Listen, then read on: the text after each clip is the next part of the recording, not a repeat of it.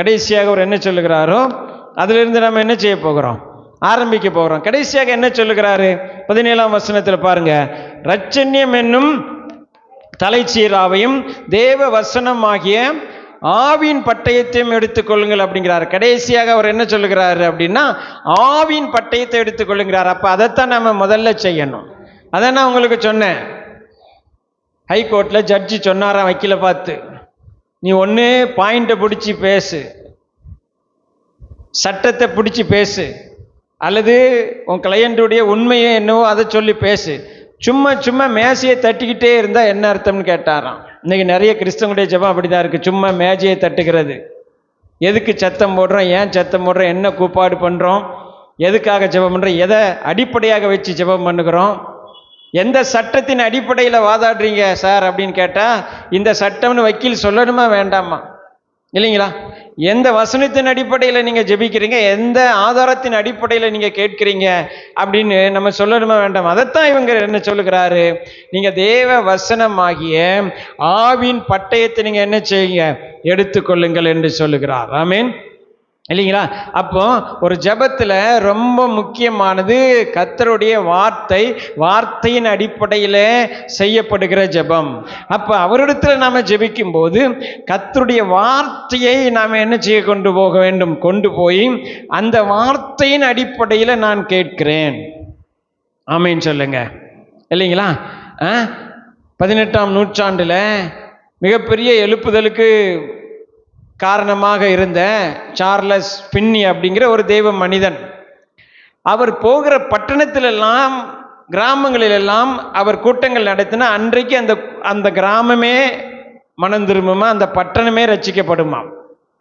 அப்படிதான் அவர் போகிற ஒரு பட்டணத்தில் அவர் இன்றைக்கு சுவிசேஷம் அறிவித்து கூட்டத்தை நடத்தினா அடுத்த நாள் அங்கே இருக்கிற சாராய கடையெல்லாம் அடைச்சிடுவாங்களாம். ஏன்னா குடிப்பதுக்கு ஆளே இருக்க மாட்டாங்களாம். கவனிக்கிறீங்களா?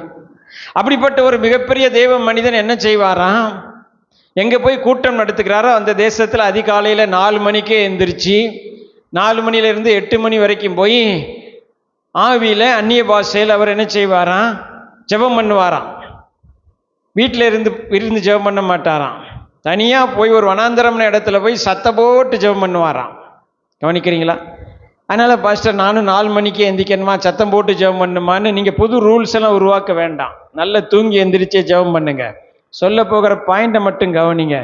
அதாவது அவர் ஜெபம் பண்ணும்போது என்ன செய்வாராம், கர்த்தருடைய வார்த்தையை எடுத்து பேசுவாராம், வாக்குத்தத்தத்தை எடுத்து பேசி ஆண்டவர்கிட்ட எப்படி ஜெபம் பண்ணுவாராம், ஆண்டவரே நீர் சொல்லி இருக்கிறீரே, ஆவியை ஊற்றுவேன் சொல்லி இருக்கிறீரே, ஊற்றுங்க ஆண்டவரே, உம்முடைய வார்த்தையை கொண்டு பேசும்போது அங்கே அற்புதம் நடக்கும்னு சொல்லி இருக்கிறீரே, நீங்க ஏன் செய்யல அப்படின்னுலாம் என்ன செய்வாராம், வழக்காடி கேட்டு என்ன செய்வாராம், காலையிலே ஜெபம் பண்ணுவாராம். கவனிக்கிறீங்களா? ஆமீன். அப்ப வழக்காடி வார்த்தையை பயன்படுத்தி, ஆமீன் அப்படிங்கிறத நீங்க கவனிக்கணும். வழக்காடினா ஆண்டவர்கிட்ட கேட்கறதா இருந்தா இந்த வார்த்தையின்படி கேட்கிற ஆண்டவர், நீங்க சொல்லி இருக்கீங்களா ஆண்டவரே, இப்படி வாக்குத்தத்தம் இப்படி சொல்லி இருக்கிறதே, உன்னை ஆசீர்வதிக்கவே ஆசீர்வதித்து பெருகவே பெருக பண்ணுவேன் நீங்க சொன்னீங்களே ஆண்டவரே, நான் உனக்கு ஆரோக்கியத்தை வர பண்ணுவேன்னு சொல்லி இருக்கிறீரே, உன் அப்பத்தையும் தண்ணீரையும் ஆசீர்வதிப்பேன் என்று சொல்லி இருக்கிறீரே, என் அப்பத்தையும் தண்ணீரையும் ஆசீர்வதிக்கவே ஆசீர்வதிப்பேன் என்று வாக்கு பண்ணியிருக்கிறதுனால நான் கேட்கிறேன் ஆண்டவரே, ஆசீர்வதிங்க கர்த்தாவே. என் பிள்ளைகளுக்காக ஜெபிக்கும் போது அப்ப நம்ம என்ன செய்யணும், என் பிள்ளைகள் எல்லாம் கர்த்தரால் போதிக்கப்பட்டிருக்கும், அப்படியே சமாதானம் பெரிதா இருக்கும் என்று சொல்லியிருக்கீங்களே, அந்த வார்த்தையின்படி நான் கேட்கிறேன் ஆண்டவரே. ஆமீன், அல்லேலூயா, இல்லையா? அப்போ வார்த்தையை எடுத்துக்கொண்டும் வாக்குத்தத்தத்தை எடுத்துக்கொண்டும் என்ன செய்ய வேண்டும், நாம ஜெபிக்கும் போதுதான் அந்த ஜெபம் அதிகாரம் நிறைந்ததாய், அந்த ஜெபம் இல்லையா அங்கீகரிக்கப்பட்டதாக, அந்த ஜெபத்துக்கு ஆளுகை உள்ளதாக அது மாறி விடுகிறது. ஆண்டவர் இயேசு கிறிஸ்து என்ன சொன்னாரு, பிசாசு வரும்போது என்ன செய்தாரு, சோதிக்க வரும்போது என்ன செய்தார், எழுதியிருக்கிறதே என்று சொன்னார். எதை பயன்படுத்தினார் சொல்லுங்க, எதை பயன்படுத்தினார், எழுதியிருக்கிறதே என்று கர்த்தருடைய வார்த்தை என்ன செய்தார், பயன்படுத்தினார். ஆகவே நல்ல கவனிங்க, நம்ம ஜெபிக்கும் போது கர்த்தருடைய வார்த்தையும் நம்முடைய வாக்குத்தத்தத்தையும் வைத்து நாம் என்ன செய்ய வேண்டும், நம்முடைய ஜெபத்தை விண்ணப்பத்தை ஏறெடுக்க வேண்டும். என் நாமத்தில் நீங்கள் எதை கேட்டாலும் செய்வேன்னு சொல்லியிருக்கிறாரா, சொல்லியிருக்கிறார் இல்லையா? எதை கேட்டாலும்ங்கிறதுல என்ன அர்த்தமாகிறதுனா, நான் உங்களுக்கு என்னெல்லாம் தருவேன்னு சொல்லியிருக்கிறேனோ, அல்லது புதிய உடன்படிக்கையில என்னெல்லாம் உங்களுக்கு இருக்கிறதோ அதை கேட்டால், அதுல எதை கேட்டாலும் செய்வேன்னு சொல்லியிருக்கிறார்.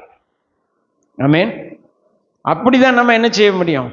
கேட்க முடியும். அப்போ வார்த்தையை வைத்து, வாக்கு தத்தத்தை வைத்து, அடுத்து அவருடைய உடன்படிக்கையில் நமக்கு என்னெல்லாம் தருவேன்னு சொல்லியிருக்கிறாரோ அதை முன்வைத்து நம்ம கேட்கும்போது அந்த ஜெபம் வெற்றியுள்ள ஜெபமாக அது மாறுகிறது. ஆமென் சொல்லுங்க.